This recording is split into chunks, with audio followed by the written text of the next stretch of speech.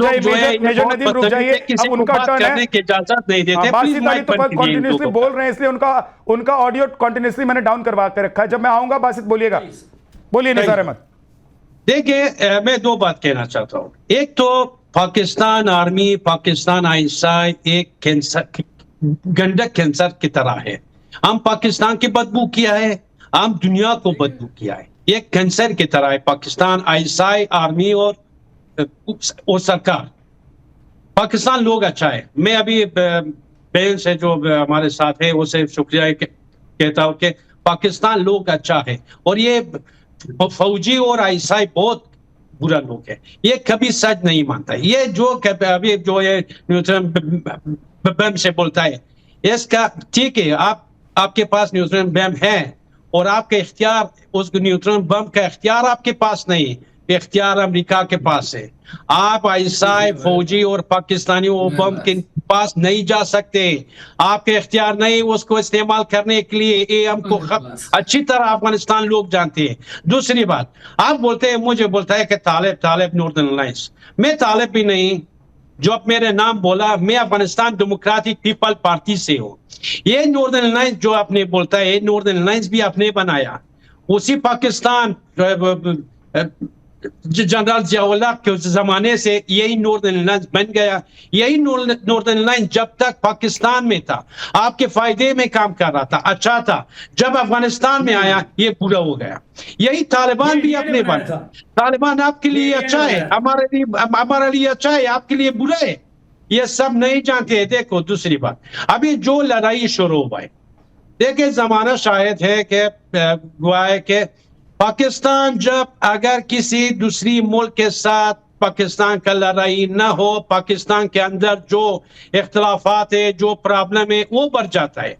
पाकिस्तान फौज आईएसआई अपने लोगों को छुपाने के लिए और अपने लोगों को खामोश कराने के लिए हर वक्त इसी तरह करते। कभी हिंदुस्तान के साथ लड़ाई, कभी अफगानिस्तान के साथ लड़ाई, कभी दूसरी मुल्क के साथ लड़ाई। अगर किसी दूसरी निसार अहमद जी, आप बोल रहे हैं और उधर लगातार बासित अली रोक नहीं पा रहे खुद को। अब थोड़ी देर के लिए आप रुक जाइए, क्योंकि आपको मैं बोलूंगा रुक जाइए तो आप रुक जाएंगे, मुझे पता है। लेकिन बासित अली नहीं रुक पा रहे हैं, आपको वो जवाब देना चाहते हैं। बोलिए बासित।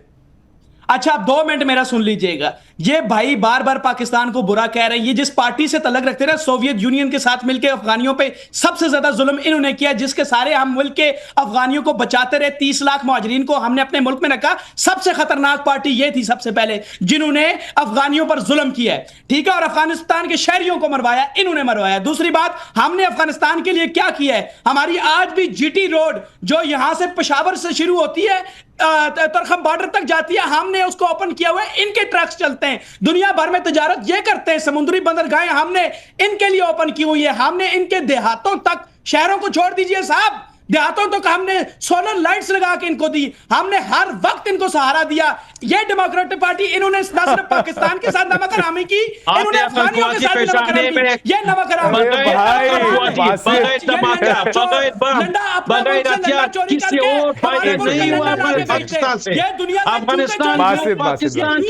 अभी आरजू जो कह रही थी, मुझे लग रहा है वो सच्ची कह रही थी। बासित, जिस देश के पास, सुनिए, इतना मजाक तो मत कीजिए बासित। बासित अली, क्यों अपनी, देखिए आपके देश के प्रधानमंत्री, आर्मी चीफ जो है वो तो बद पिटवा ही रहे हैं। कम से कम आप लोग ये गलतफहमी तो रहने दीजिए कि वहां कुछ ढंग के लोग भी हैं जो ढंग की बातें भी करते हैं। क्यों इतना फेंक रहे हैं? वहां आप सोलर लाइट लगवा रहे हैं, या अपने मुल्क में आपको लाइट जलाने के लिए बल्ब तो आप बना नहीं पा रहे हैं, वहां सोलर लाइट लगवा रहे हैं, वहां सड़कें बनवा रहे हैं। यहाँ अपने देश में आप लोगों को रोटी नहीं खिला पा रहे हैं। टॉयलेट भी चोरी का। अरे आपके यहाँ तो बिरयानी भी, अब कौवा बिरयानी तक नहीं मिल रहा है, गधा बिरयानी मिल रहा है, आप दूसरे मुल्क को खिला रहे हैं। बासित, ऐसी फेंकू बातें करेंगे, आपकी फेंकू बातें कौन सुनेगा? इतनी वर्जी और फेंकू बातें करेंगे कौन सुनेगा? आज मैं क्या गलत कह रहा हूं? इतना कोई आदमी कैसे फेंक सकता है? क्या इन सबको ट्रेनिंग दी जाती है आसिम मुनीर और शहबाज शरीफ के यहाँ? ये मुझे नहीं पता कि ये कहाँ से ट्रेनिंग लेते हैं, लेकिन ऑब्वियसली बात यहाँ पर सीरियसली होनी चाहिए, जैसे बाकी पैनलिस्ट बात कर रहे हैं अपने जब उनकी बारी आती है तभी।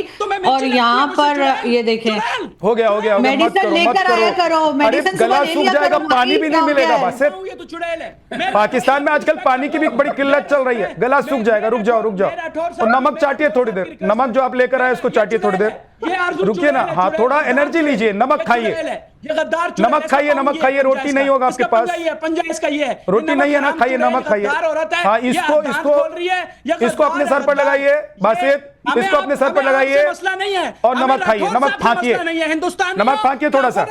हाँ, बासित की आवाज को फिर से डाउन कर दीजिए, बोलिए आरजू। ये तो मुनाफिक है, ये तो नहीं, मैं यही कह रही हूँ कि अपनी पॉलिसीज को बहुत सीरियसली देखना होगा। हर जगह ये कह के नहीं हम ठीक हैं और दूसरा गलत है, ऐसे करके बात नहीं बनेगी। और पाकिस्तान को अपनी पॉलिसीज अफगानिस्तान के लिए एक बार फिर रिविजिट करनी चाहिए, वहाँ की गवर्नमेंट से बात करनी चाहिए जिनको हमने बनाया था। हम तो वहाँ जाके कावा पी रहे थे और कह रहे थे ये तो हमारा 5वां सूबा बन गया है, ये तो हमें कश्मीर लेके देगा, इस किस्म की बातें कर रहे थे। लेकिन उसके कुछ अरसे बाद ही आपने देखा कि क्या हुआ। तो डेफिनेटली यहाँ पर पाकिस्तान की गवर्नमेंट को बहुत सीरियसली जाकर या किसी और कंट्री को बीच में रखकर अफगानिस्तान के साथ बात करनी चाहिए। और अगर अफगानिस्तान के फॉरेन मिनिस्टर भारत गए हैं तो उसमें हमें इतना जलने की जरूरत नहीं है, ऐसा होता रहता है, हर कंट्री जाहिर है सबसे मिलते हैं लोग। तो हमने ये कैसे सोच लिया कि वो हमारी मर्जी के बगैर भारत नहीं जाएंगे, या अगर भारत और हमारे क्लैशेस हुए तो अफगानिस्तान के फॉरेन मिनिस्टर भारत के साथ हाथ नहीं मिलाएंगे। ऐसा अगर हम ऐसा सोचते हैं तो मेरा ख्याल है ये हमारी सबसे बड़ी बेवकूफी है।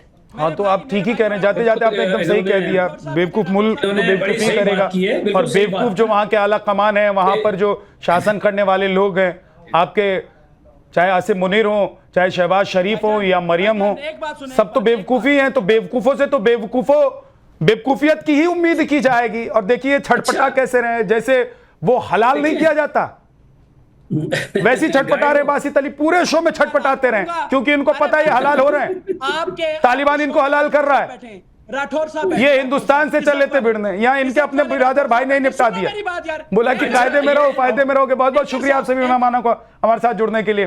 ब्रह्मास्त्र में इतना, एक छोटा सा ब्रेक, फौरन लौटेंगे, आप देखते रहिए नभारत। इनसे दूर तक ताल्लुक नहीं है, क्योंकि ये आरएसएस हिंदुत्व जहनियत के साथ बैठे हुए हैं। और लेकिन मार तो आपको तालिबान ही रहा है ना, मार तो आपको तालिबान रहा है ना मेजर साहब।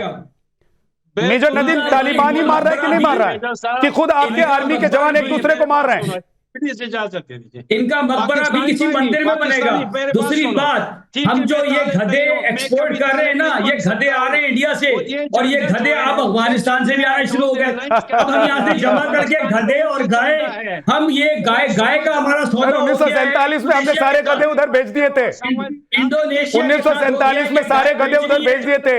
वो जिन्ना ने इसीलिए अलग से एक मुल्क बनाया था कि जितने सारे गधे हैं सबको समेट कर लेकर जाना है, हिंदुस्तान को गधों से आजाद कराना है, इसीलिए सारे गधे उधर भेज दिए थे। अब आप लोग ये 4 पैरों वाले गधों को बेच के इकोनॉमी चला रहे हैं। लेकिन मैं तो एक बात पूछना चाह रहा हूं मेजर नदीम, कि क्या आप लोगों को जिस तालिबान को खाद पानी देकर आप बड़ा कर रहे थे, वही तालिबान अब आप लोगों को जब कूट रहा है तो अच्छा लग महसूस कर रहे हैं, आप लोग फख्र महसूस कर रहे हैं कि भाई हमने तो बड़ा किया, अब देखो बेटा बड़ा हो गया है तो कुएं में धकेल दे रहा है। आप सबक सीखिए इस चीज से। ये जो मुत्तकी साहब को आप एंटरटेन कर रहे हैं, आपकी खवातीन में वहां खौफ और हिरास है। ओ भाई क्या कर रहे हैं, ये तो देवबंद गए। हमारे मुल्क में तो कॉमन ग्राउंड था, हमारे यहाँ 85% देवबंदी तबका है। उसके बावजूद आपने खुद बताया कि इनकी हमने कैसे मेहमान नवाजी की, और आज ये एहसान फरामोश नमक हराम क्या कर रहे हैं। यही तालिबान करीब 40 साल आपके मुल्क में रहा, ये तालिबान आपने बनाया, यही मुत्तकी आपने बनाया। तालिबान पाकिस्तान में था और पाकिस्तान के फायदे में काम कर रहा था। अफगानिस्तान के लिए तालिबान अच्छा है, अभी जो पाकिस्तान में तालिबान बन गया, अभी तालिबान बोल रहा है पूरा हो गया। अगर तालिब अफगानिस्तान के लिए भी तालिब बुरा है और पाकिस्तान का तालिब भी बद। आपका तालिब इससे आप लोग डरे, जब भी ये अब्दुल्ला और ये इनसे डरे आप, तालिबान का सपोर्ट किया, अब्दुल्ला हामिद किरजई, ये सारे नमक हराम एहसान फरामोश लोग हैं। विद्या भाई, ये तालिबान अपनी आप फायदे में इनको entertain ना करें। तालिबान अच्छा था, अभी तालिबान पूरा ये नमक हराम है, हमारे देश में ये नमक हराम लोग हैं। हमारे देश ये में नमक हराम है। हम लोगों को ये आपने पूछना खुद नहीं बताया, पड़ता है किसी ये से खुद कि हम बोल रहे किसको हैं, एंटरटेन हमने करें। इनको जब हम लोगों को लगता है हमने अमेरिका को इनको एंटरटेन करना है तो करते हैं, नहीं तो हमारे प्रधानमंत्री फोन भी नहीं और ये उठाते। नमक हराम, तो जब ये हमको आपके लगता साथ है नमक चीन हरामी को करेंगे। एंटरटेन करना है तो करते हैं, नहीं तो बात करने के लिए टेबल पर भी नहीं बिठाते हैं। हमारा मुल्क बहुत अल्हम्दुलिल्लाह सशक्त है चीन के सर, कहां साथ मुकाबला चीन कर रहे हैं? हम तो हमारा बाप भाई है ना, हम बाप हैं, हमारा आपको पता अफगान है। भी हमारे भाई हैं, ये लोग नहीं हैं। हम तो ये जो नॉर्दर्न अलायंस है, देखिए, ये बाप सादिकी, होने के नाते अब्दुल्ला वाले और ये जो मेजर अभी नदीम इन्होंने बाप फिर ये होने जा के रहे हैं, नाते अब उनका बेटा जो है वहाँ हम ये आप तो लोगों पंचशील के में साथ से होते, ये चला रहा है। लेकिन इतने नालायक निकले, पंचशील आप लोग इतने नालायक निकले कि आप लोगों ने अपने ही मुल्क का बेड़ा गर्क कर दिया। अभी भी इधर थे। अल्हम्दुलिल्लाह न्यूक्लियर पावर है, न्यूक्लियर पावर है। कोई एक क्लिप दिखा दें जिसमें फैंस शूटी हुई हो, कोई एक क्लिप दिखा दें जिसमें फैंस शूटी हुई हो, फैंस हमारी बॉर्डर पर फैंस है। आप जो टेक्नोलॉजी के ये- साथ अफगानिस्तान लोग से डरते ये हैं। अब्दुल्ला वाला ये नॉर्दर्न अलायंस का है, इसको बोलो कलमा तैयबा वाला रखे ना झंडा, कलमा तैयबा वाला झंडा रखे ना, ये क्यों नहीं रख रहा? अगर ये तालिबान का इतना हामी है तो कलमा तैयबा का झंडा रखे, इस बहाने से ये मुसलमान तो हो जाएगा साला, इस बहाने से इसकी शक्ल में कोई नूर तो आ जाएगा, इस बहाने से ये मंदिर से बच जाएगा, इसका मकबरा। ठीक है, एक सेकंड रुक जाइए। अब देखिए, अब हालत ये हो गई है पाकिस्तान की, मेजर साहब, मेजर नदीम, अब हालत ये है जिसे कल तक आप लोग बिरादर भाई कहते थे, जिसके साथ कदम ताल करने और कंधे से कंधा मिलाकर चलने के लिए तैयार होते थे, आज कह रहे हैं कि वो मुसलमान भी नहीं रहा। यही दिक्कत है। मैं आ रहा हूं बासित, आपके पास आ रहा हूं, लेकिन उससे पहले आरजू काजमी, ये पाकिस्तान न्यूक्लियर नहीं हो गया कि पता नहीं पाकिस्तान को ऐसा लगने लग गया कि ये दिखा दिखाकर न्यूक्लियर तो आत्मरक्षा के लिए है, दुनिया को यह बताने के लिए कि हम पर अगर आप अटैक करेंगे तो हम आत्मरक्षा करने के लिए समर्थवान हैं। लेकिन पाकिस्तान के लिए क्या सबसे बड़ा दर्द यही बन गया है? और इसी न्यूक्लियर के चक्कर में पाकिस्तान सबसे भिड़ जा रहा है और पिट जा रहा है। आरजू जी। नहीं जी, मुझे नहीं लगता कि न्यूक्लियर पावर होने की वजह से जो है वो पाकिस्तान हर एक से भिड़ जा रहा है। लेकिन ये ज़रूर है कि सबसे पहली बात तो ये कि हमने अफगानिस्तान के ऊपर कोई एहसान नहीं किया और ना ही अफगानिस्तान के लोग नमक हराम है। हमने अगर उनको रखा था एज ए रेफ्यूजीज तो हमें पैसा मिल रहा था, इस वजह से हमने रखा था। बाकी जो टीटीपी है, Tehreek Taliban Pakistan, sir let me complete, major Nadeem, एक एक करके, क्योंकि पैसा पकड़ने की आदत हमें है, डॉलर लेने की आदत हमें है, तभी हमने अमेरिका को स्पेस दी थी कि वो जाके अफगानिस्तान पे अटैक करे। जो अफगानिस्तान की तबाही हुई उसमें कहीं ना कहीं हमारा रोल है। जहां तक टीटीपी की बात है तो टीटीपी के लिए तो हमेशा से कहा गया, मैं अपने शोज में भी बात होती रही और इंडियन पैनलिस्ट, पाकिस्तानी पैनलिस्ट यही कहते रहे कि ये ऑपरेशन पाकिस्तान को बहुत पहले कर लेने चाहिए थे। लेकिन हम ये गुड तालिबान और बैड तालिबान वाली फिलॉसफी लेकर आ गए और हमने जो पॉलिसीज बनाई वो हमारे ही खिलाफ चली गई। हमें गुड तालिबान वो लगते हैं जो किसी दूसरी कंट्री में जाके हंगामा करें और बैड तालिबान वो जो हमारे सर पे आके फटना शुरू कर दें। इस वक्त उसी का खुमियाजा हम भुगत रहे हैं। उसी के हालत जो हमारी खराब हुई है वो हमारी पॉलिसीज की वजह से हुई है। टीटीपी को अगर ये बिल्कुल कहें कि ये एक टेरर ग्रुप है और टीटीपी को हमें बिल्कुल सपोर्ट नहीं करना चाहिए, लेकिन ये ऑपरेशन बहुत पहले कर लेना चाहिए था। उसके लिए आप पूरे तालिबान, पूरे अफगानिस्तान को गलत नहीं ठहरा सकते। ये जो फर्जी फील्ड मार्शल है पाकिस्तान के आसिम मुनीर, क्या ये भस्मासुर हैं? ये लेकर ही डूबेंगे, सब कुछ मिटाकर ही मानेंगे क्या? देखिए, लोग तो यही कह रहे हैं आपके यहाँ पाकिस्तान से। देखें, लोग तो कुछ भी कहेंगे और अगर ये फौज अपनी पॉलिसीज ठीक नहीं करेगी तो फिर तो जाहिर है पाकिस्तान